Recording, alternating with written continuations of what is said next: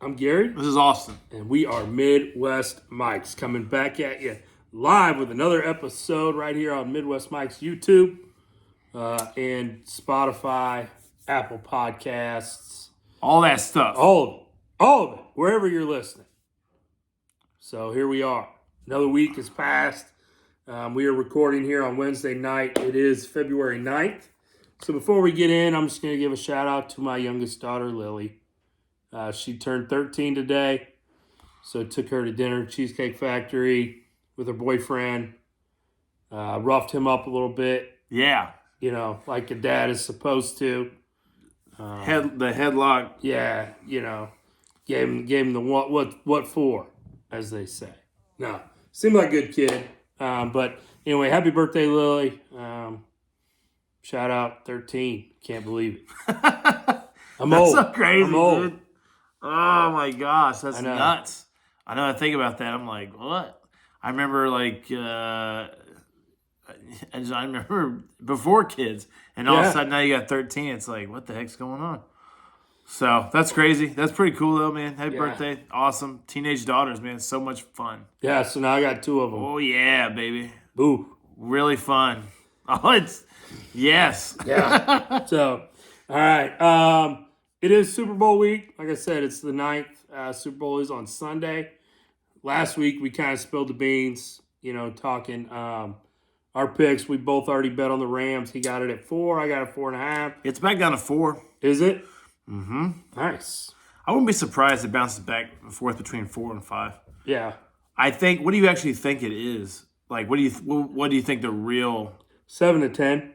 I think 7 too. It's funny. A lot of people have asked about it. A lot of people think Rams are gonna like put a beating on them, and I don't think it's gonna be that way. I don't either. I like 7. So like 7. Like if it was anything over 7, I'm a no go. So, but right now I feel pretty good about my 4, and then I'll do some props and stuff during the game, and probably bet national anthem.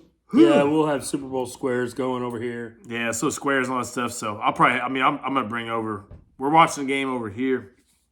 I'll bring over a sheet of paper and have all my bets on there.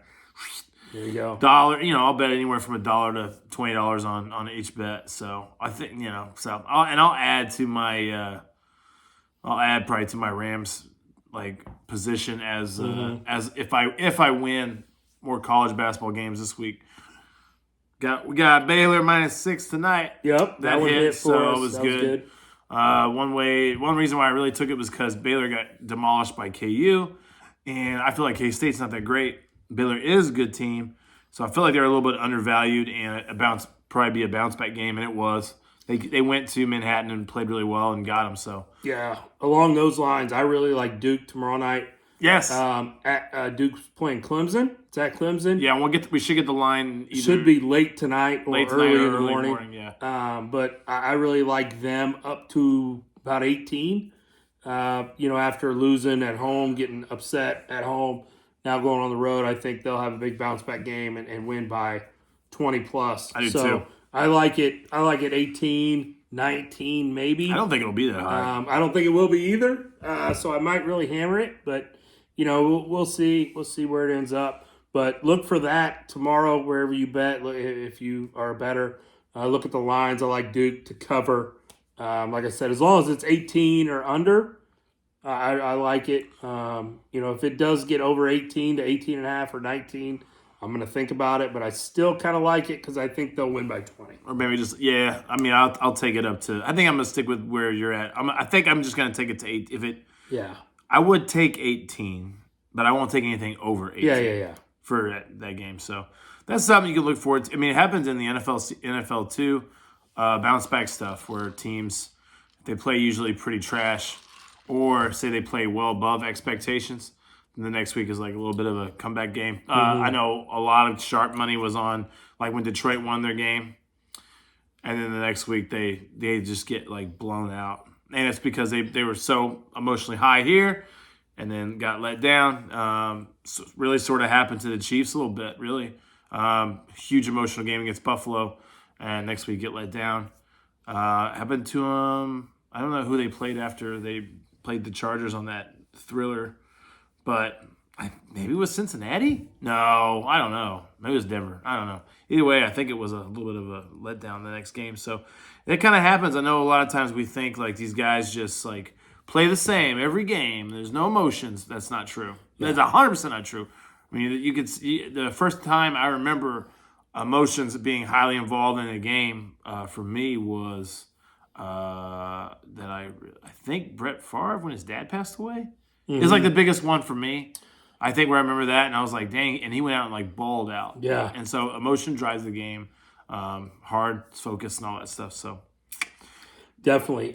So we are going to go through our picks for some NFL awards. Like Offensive Player of the Year, Defensive Player of the Year, stuff like that. Kind of hit what our predictions are. Those will be announced tomorrow night, Thursday the 10th, on the NFL Honors. So we are recording previous to that. You may be watching this after and already know who won, but we are recording on Wednesday night. So just start it off. Let's go Offensive Player of the Year. I actually am not 100% sure where I was going to go with this. Okay. There's a lot of ways you can go. It's funny because I'm like looking at some of the stats and I'm like, man, who was actually like one of the best like weapons all year? Who was the best player? Who made the most impact? And this dude will not win it. But for me, if I was saying like, okay, who's a guy that made a huge impact on the field offensively? Man, I do really like Debo. Like a lot. Okay. A lot. I thought about it a lot, and I was going to go more traditional guys. But Debo was playing basically that wide back to where Niners were handing off. They were like going to, they were doing all kinds of stuff. So it's just like most useful guy, offensive player of the year like that. Jamar Chase is up there and other guys are up there. But like I'm a big fan of Debo. Okay. I'm actually not going to make fun of you for that because, I definitely think he is, like, if you take him off that Niners team, they don't have the production they did, right? And it's just I'm not saying they win 2 games. No. But they don't have the production they did. And there's not a lot of guys that can emulate what he's doing. Yes, because he has a very wide skill set, whereas most guys in the NFL have a very narrow one. Right. They're really good at doing what they do, right?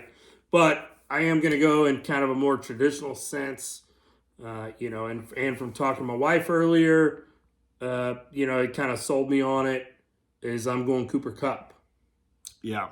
Obviously the stats are there. He's playing in the Super Bowl. The later you go into the postseason, the more awards, players on your team, and they typically get. So, I'm going to go Cooper Kupp there for Offensive Player of the Year. I love it. Yeah. So, again, not really going in with anything crazy. I don't think Debo will win it. No, I'm saying he won't. It's a weird personal thing. I remember watching him and I was just like, this dude is so nice. He's so nice. Real quick, Offensive Rookie of the Year, I think, is Jamar Chase. Yes. Is there another guy? No. Yeah. He could, and he actually, if you want to go off, he could have an he outside could shot. Potentially, get Offensive Player of the Year. And what the heck, dude? Like a 260-yard game or whatever it was against the Chiefs, and like his yardage total was insane. I think it was more than. Is it more than Randy Moss his rookie year? Maybe. I don't know. I'd have to look at that. I don't know, but when you compare, I would say I saw a thing that did compare him to other Hall of Famers, and he's above them. It's insane. The game is a little different, more passing. Yeah. Sort of. I don't know. Bengals run the ball quite a bit, so it's like whatever. But he's really nice. So all right. Defensive Player of the Year. I like TJ. TJ Watt. Yeah, I was trying to make a case for Micah, but I think what they'll do is they'll give. I think they're going to give Micah Defensive Rookie of the Year, and then Defensive Player of the Year will go to TJ. Sack total. So, in my gut, it tells me to agree with that, but I'm a homer. I know. I would be too. Okay, so if I had a vote, I would vote for Micah Parsons as Defensive Player of the Year. He had double-digit sacks, along with Diggs having double-digit interceptions. There's only been one rookie to ever win Defensive Player of the Year. That was this guy named Lawrence Taylor. Probably the best defensive player ever. Yeah. Now, am I saying that Micah Parsons is going to be Lawrence Taylor? No. But I think what he did as a rookie coming in, because everybody kept saying, well, he's going to slow down. He's going to hit a rookie wall. And he really never did. And he's beast. If you watch the Cowboys playoff game against San Francisco, I think part of the problem was he dropped into coverage more that game than he had all year. For whatever reason. I don't know if it was scheme, if they were worried maybe about Deebo Samuel and running the ball. Maybe. So they're like, hey, let's have him hang back and kind of see it and then play it. He can come up and help stop the run. So if I had a vote, I would vote for Micah Parsons. So that's what I'm going with. But again, my gut as just a fan looking at it objectively tells me that he's probably going to get Defensive Rookie of the Year and then TJ Watt.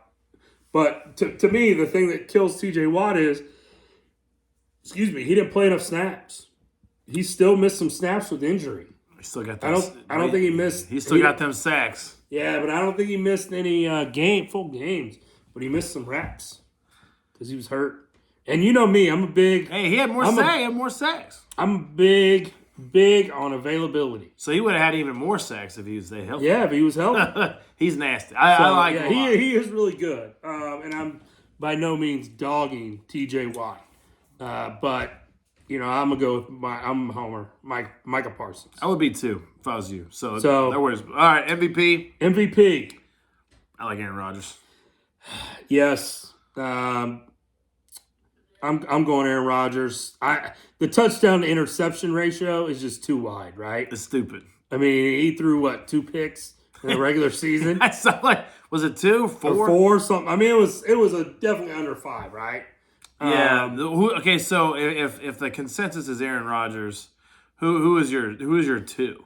Because my 2 is Brady. Yeah, Brady for the yardage. Now we're big fans of Colin Cowherd.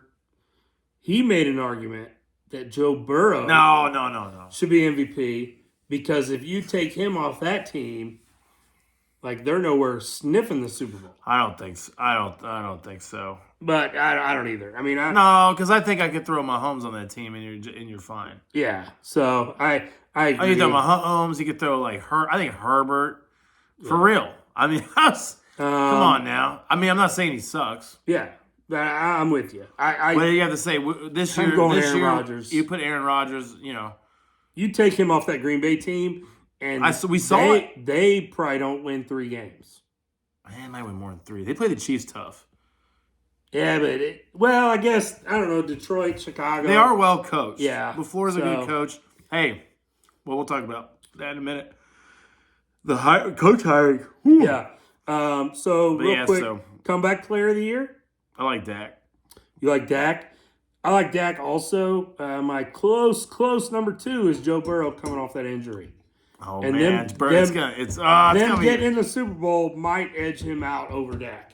It's Burrow. It Burrow. Might, because they made it to the Super Bowl. Man. I like postseason success, right? Dang, I still like Dak. You're judged in the NFL by postseason success, right? Like when you when you ask a random fan to name their top 5 quarterbacks of all time, most of them do not put Dan Marino in there. Why? Top 5 quarterbacks? Yeah. You know what I'm saying? If you just ask a random guy, hey, what's your top 5 quarterbacks? Marino top 10, maybe not top 5. Yeah, he's probably not putting him in the top 5 because he doesn't have the championship. Yes, so Burrow may edge him out. Yeah, Burrow may edge Dak out. But again, I'm voting for Dak. His injury was way worse. I mean, his injury was way worse. Yeah. I mean, it was bad. So I liked him before the year too. I don't have any money on that. Only thing I do have money on is week 10. I put money on Mahomes MVP and Rodgers MVP. So okay, I'm rooting for Rodgers. So yeah. There you go. But yeah, that's crazy. I mean, it's crazy how you think I was so sold on Dak. Mm-hmm. And then when they make the case for Burrow, I'm like, well, yeah. And I'm really sold on Dak too, but then when I saw Oh yeah, Joe Burrow did tear his ACL last year, and now he's playing in the Super Bowl. So Yeah, I get the argument, right? I get it too. That's fine. He's in the Super Bowl. But all right, so you want to talk coaching hires? You know what the best one was? And I just thought about it when we're talking about Aaron Rodgers. Green Bay hiring the Raiders interim coach for their special teams. Yes. That's a nice hire. Like, they had the worst special teams in the NFL by a lot. I mean, it literally, like, I think, and Aaron Rodgers didn't play well against San Francisco, but their special teams ultimately cost them the game. So bad. I mean, like, a block so punt bad. for a touchdown, right? That's the difference in the game. So, it was. It was a momentum killer, everything. Yeah. So, I think that might be the best. I mean, I'm serious. The best hire. Yeah. For real. And that actually may, because you got to do little things to try to keep Aaron Rodgers in Green Bay, and that's a nice little thing. I would go up to A-Rod and say, hey, what free agents would you think you're looking at? I would give him the Tom Brady treatment. I think there's still a shot he stays in Green Bay for sure. It could be a lot of posturing or whatever, but there's a chance he's not. So whatever, that's a nice hire for Green Bay. Either way, even if they move on to the Jordan Love era in Green Bay. So and I really thought the Raiders, and they didn't end up keeping him, but I thought they should have really taken a long, hard look at him as keeping him in place as a head coach. I mean, think about it. He had to replace not just any head coach. I mean, John Gruden, who is, say what you want about him, he's a legend in the NFL, right? He's won a Super Bowl. He built kind of the Raiders that were in the late 90s, early 2000s.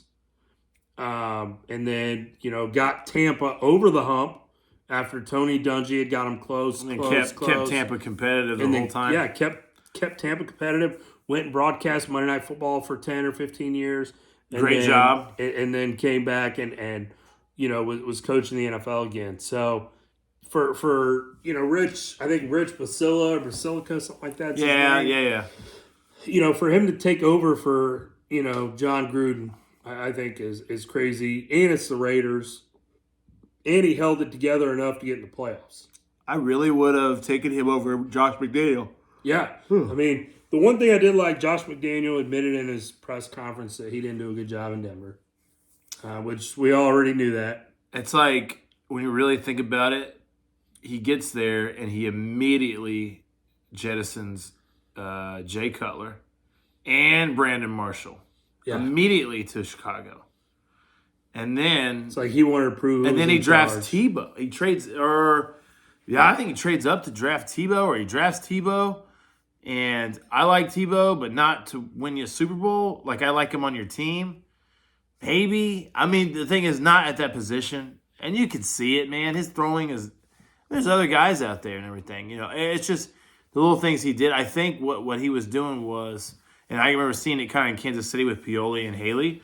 It's like, this is how I'm doing it. This is the way I'm doing it. And I'm not listening to nobody. I'm right. My way is, I'm smarter than everybody else. So hopefully he caught some of that humble pie.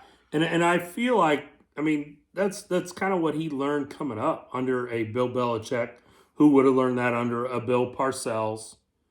But when you're a Bill Belichick and you leave the New York Giants to go coach the New York Jets or the New England Patriots. He did, and you know what's funny about that? Real fast, Josh McDaniel did the same thing to the Colts that freaking Belichick did to the Jets. Yeah, and when you leave and you're a Bill Parcells and you've won 2 Super Bowls with the Giants, you can go in the room and say, "I'm the alpha. I'm cutting this guy, and this guy, and I'm bringing in this guy, and this guy," because you have the track record, right?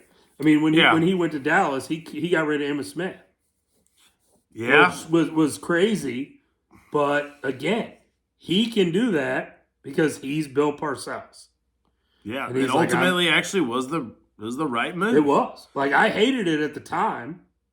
But, looking back on it, it was like... And got Quincy Carter to the playoffs. He did. What and the then, heck? Belichick, same thing. Like, he runs the team his way, but he's earned that right. So what do you think about the Vegas hire of Josh McDaniel? I mean, I think, I don't know that that's a job I would have taken I mean, because you're in a division with two really good young quarterbacks that have good coaches, right? Right. I mean, Mahomes with Andy Reid, and then Herbert with Brandon Staley. So, it's kind of like, well, are you, fighting for third place right now, maybe? Or is the mindset, hey, how often do I get to take over a playoff team? Yeah, I mean that's true too. They were a playoff team. Yeah. And Derek Carr gets a lot of flack from Kansas City fans, but I really don't think he's as bad as everybody says. He's not. Look at his numbers. His numbers are actually pretty good. I mean, I think if you would have took Derek Carr off that team this year, I think they would have turned into a total dumpster fire, offensively at least. Derek Carr, yeah. I mean, I don't think they could have. I mean, think of all the adversity they went through, and they still made the playoffs. Look at us talking good about the Raiders. I know. I'm like, what? I don't have that hatred for them anymore because it's not really, to me, it's not really a rivalry. Yeah, because you just whoop their ass, right? We really do. Like that was. Yeah, you just beat them. I mean, I remember ever since the victory lap around Arrowhead. Yeah, like smoke them. Like after that, they've destroyed them. I'm like, hey, that's another little sign that the game is emotional. Other hires, Jacksonville. I was talking about it before our show. I like the Doug Peterson hire a lot. Great hire to me because it's a stable guy, right? Yeah. 5 years in Philly, 5? No, is it more than that? I'm not sure. Maybe it's 5. Basically, he was out in Philly because he butted heads with GM and butted heads with the owner, who actually, I don't know, maybe they have little problems working with people or something. But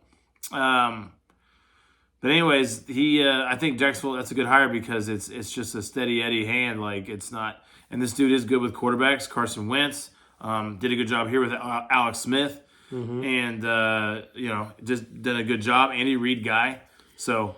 You're going to get somebody solid. So, yeah, I mean, he did something that a lot of coaches had tried to do in Philadelphia, but had never done, win a Super Bowl. Andy Reid. Yeah, I mean, Andy Reid went to 4 straight NFC championship games there, won Super Bowl, and lost. So, I mean, Doug Peterson did finally get over the hump there. Like you said, it really wasn't the fact that they were losing games. It's just they had disagreements with personnel.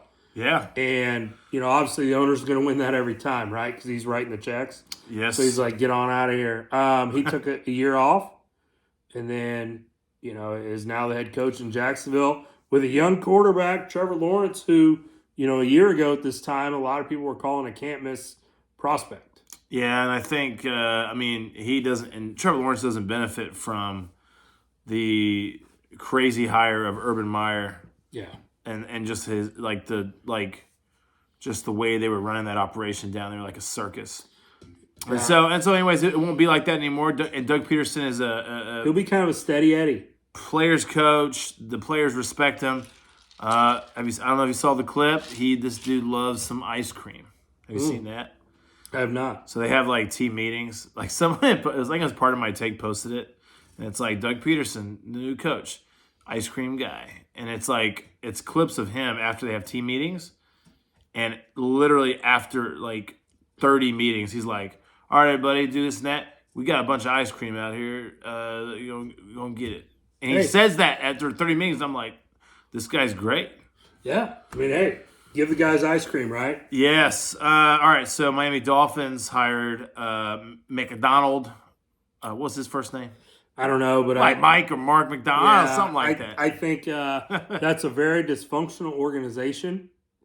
So I don't think he'll have success there. It depends on you. So what he's doing is he's bringing in his own offensive guys, and then the defensive staff he's intact. He's keeping all those guys. Okay. So he's letting the defense just kind of stay the same because he's like, I don't think he's the offensive guy. And he's on that 2000, whatever year that staff is that has LaFleur, and he's on that staff. He's the wide receivers coach. And so, he's the wide receivers coach. There's been a lot of good coaches hired by Detroit, too, that couldn't get it done. Why? Dysfunctional organization. Or coaches that like Caldwell that actually was getting it done, they still fired him. Yeah. Like, So, hey, we just had the best 2 years in the last 30 years in a row. You're fired. But I will say this: the Miami Dolphins are in better shape than the Houston Texans. Lovie Smith. Yeah, one, Lovie Smith is not a head football coach in the NFL. I mean, he did get to a Super Bowl in Chicago. With Rex Grossman. But pretty good. that Houston, I mean, that thing was botched from the beginning with Houston, and this is not a knock on Lovie Smith. But, I mean, one minority guy was going to get hired. Well, yeah. Well, in so this okay, cycle, right? Yeah, One out of 9. They feel like it if was they do it. Lovie Another Smith. thing too about Lovey is, like, if He went to college. He stuck to Illinois. yeah, it was not good. I will say this: the only thing that with Houston, what you get with Lovey is you do get. Now he's worse than Doug Peterson to me, but you get the old man River. Like, Hey, this is the way it's going to be. this is the way it is. Like, he just, like, it's nothing crazy. He's been around the league. not He gonna knows do- how it works. Not going to be like Urban Meyer. And really, what it depends on is who he brings in on staff. Now, the rumor was they were going to try to hire Josh McCown as their head coach. And then after all this stuff came out, they thought with Flores, they were like, oh, Yeah. so we probably should not hire a guy with no NFL coaching experience Yeah, it's all of his to be our experience NFL like high school. And there he's going to go straight to freaking head coach of the Houston Texans. Now, I'm not saying he'd be a bad head coach. I don't know. I think Josh McCown one day will be a head coach of the NFL. I agree. It's not right now. Think about how many years he has holding that clipboard, dude. Yeah. So, anyway, those are the main hires. I do not remember the name of the Minnesota guy. Minnesota, it's the Rams offensive coordinator. Oh, yeah. So it's not official until after Sunday. Could have had Harbaugh. Yeah, could have. And again, I think Harbaugh, because that stuff kind of came out that day with Brian Flores, I think Harbaugh was just like, you know what, I'm going to go back to Michigan and I can ride my time out there. Yeah. Giants got I don't even know. Oh, the guy from Buffalo. Dable. And then Chicago, a lot of people thought, because Chicago's GM is from Kansas City, Yes. Foles. Yes. Paulus. We thought he'd get Bieniemy. So they thought he'd go get Bieniemy. But I think even if he wanted Bieniemy, the people above him would have said, we just hired a Reed guy from Kansas City. That didn't work out too well. That's true.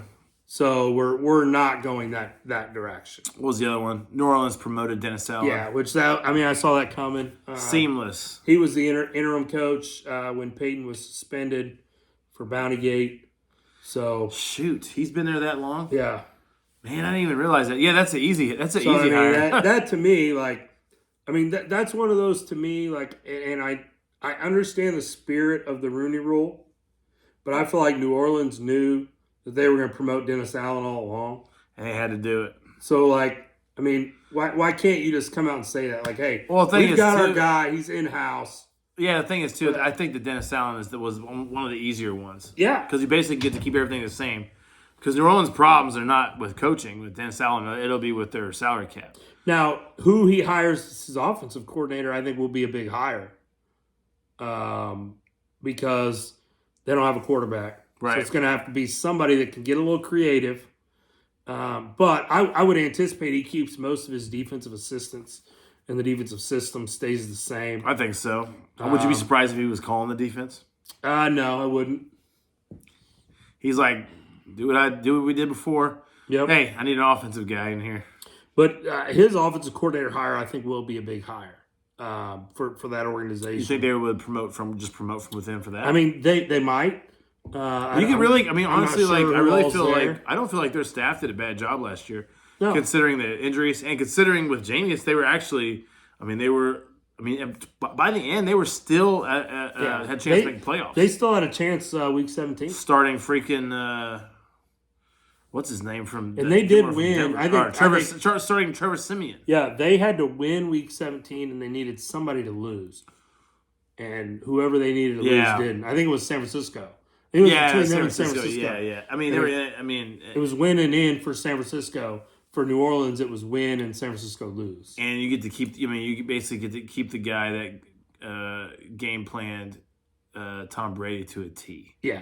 So he's. I mean Dennis Allen's sharp. And it's kind of crazy. Like, if you look back at Tom Brady's career, there's been that one team in his division he struggled against. Like, he struggled against Miami. Yeah. Typically, when he was in New England. Uh-huh. And then, obviously, at the 2 years at Tampa, he struggled against New Orleans. Yeah. There's like very specific like defensive coordinators that he struggles against too. So Dennis Allen actually struggles against Spags a little bit. And because he's on that. Spags got them 2 rings. No, the Giants. Eli, man. baby. Yeah. Hey, when you were talking before about how you measure a player, is it more postseason, regular season? Eli is a prime example. Yeah. Of his regular seasons Garbage. garbage. It's weird. The years he wins the Super Bowl, his regular seasons aren't great, and then his postseasons are. And then there's a few years where his regular seasons are awesome. There's like 4 years where you're like, dang, it's like lights out numbers, and they don't even make the playoffs. Yeah. It's just dysfunctional organization after they won the Super Bowls, pretty much. So, but yeah, so it's coaching. Once again, Rams -4, Rams to win. And then I don't know about any props. I would say one big prop I like is anything Joe Mixon related, because I think Cincinnati really won't use their other running backs because there's no reason to save Mixon. So I think Mixon will get a bunch of carries. Yeah, I did see one that I kind of like. Okay, Cooper Kupp over under 1.5 touchdowns. Oh, you like the over? I like the over. I think he gets 2 touchdowns because I don't think he'll get a ton of targets. He will, he will get a ton of targets. I don't think he will. I think 10. Well, no. I'm saying like more. Like I'm saying like 15, 20 targets. Like, he's not gonna get a ton. That's a ton to me. But I think once they get in the red zone, like I think he's like Stafford's yeah. gonna be like, I gotta go, my guy. I think he's like 10 for 120, 2 touchdowns. I think it's a huge game. Um, a prop. Actually, you know what? There's a prop I like on Cooper Kupp. Longest reception over 28.5. See, I like because he's a huge yards after catch guy. Yeah. Huge yards after catch. But we'll see. So who knows? Maybe we'll go live on Sunday Let's do it. on Facebook, Twitter, whatever. Follow us. Midwest Mics. It's all the same. Yeah, we'll go live. We'll go live for a little bit. That'd be MICS. fun. Maybe we will. Maybe we'll get this camera up here somewhere and just go live the whole time. I don't know. It'll be fun. Who knows? We're going to do that. All right. Well, I'm Gary. This is Austin. This has been Midwest Mics. We'll see you guys next week.